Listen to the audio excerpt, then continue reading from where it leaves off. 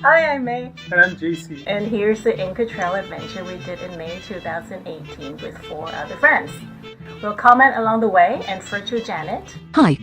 will teach us about some stuff. Let's go!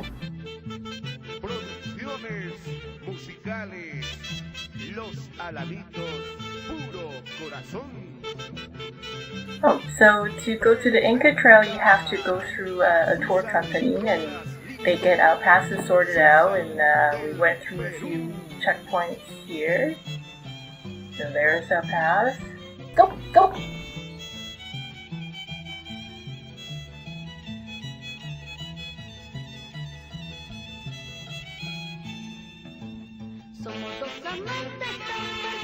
So it's not too hard. No, first base is pretty flat, and that's exactly how fast people walk. So this is about 50 times the speed, I think. Tour companies can break the hike into 3 or 4 days and stop to camp at different sites. For us, our first day was a 12-kilometer hike from kilometer 82 to Guayabama. So this is a UNESCO protected trail. Only 500 people a day are allowed on it, and that includes all the porters. So just our group with the porters, we took up 5% of the daily quota already. It didn't feel too crowded. So I didn't think the first morning of the Inca Trail was anything too spectacular. We didn't really climb much, and therefore there wasn't a lot of great vistas.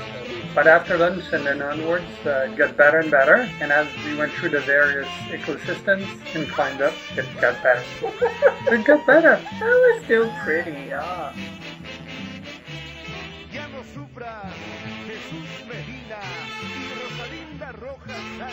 So we stopped for a little bit, and Tina showed us this bug, which we made our cousin MJ splashed on her face. This bug was used for dye, and Janet's going to tell us about it. Hit it, Janet.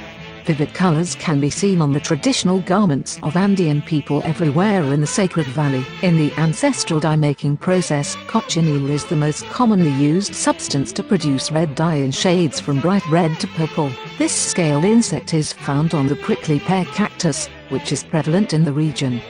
Then after first 5 kilometers, we arrived at Patayata. Janet? Patayata is an archaeological site situated at the confluence of the rivers Cusichaca and Vilcanota. It is believed that a higher-ranked Inca had ordered the construction of Patayata and that the place must have had some connection with Machu Picchu. It possibly was a shrine. Our guide Tina told us while the Inca Trail is now popular with tourists, it was likely not a commercial trail to Machu Picchu that the Incas used. Its use would have been more spiritual, like a path of enlightenment, and the actual routes of commerce is a bit more accessible, it's closer to the water, and actually would follow the Urubamba River all the way to the bottom of Machu Picchu. That makes sense, and that's actually more or less where the train tracks are today. The train is also an option to get to the Machu Picchu, should you decide that hiking is not your thing.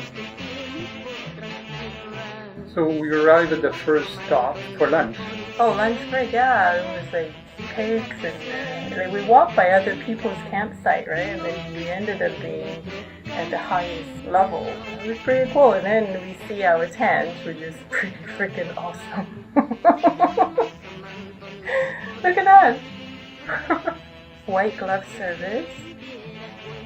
And then we go again. I guess that's a good segue into talking about the type of Inca Trail adventure you can do. At the cheapest, and as of 2018, it'll cost you about $500 US per person. You'll likely carry your sleeping bag, possibly your tent. The tent will house 2 people tightly. You can have a shower in Winiwaina on day 3 for a nominal amount of money. There will be hole-in-the-ground toilets at the campsites. Ratio porters to hikers will be about 1-for-1.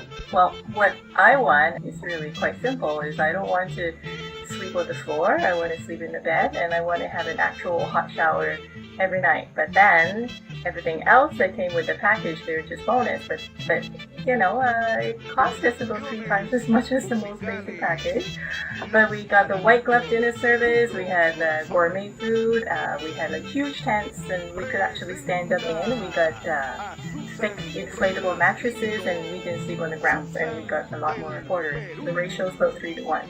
We also seem to always have the best campsite, so I think that with higher level tour came better choice of campsites. To each his own, I guess, but for us, it did add to the experience, especially when half of our party never camped for.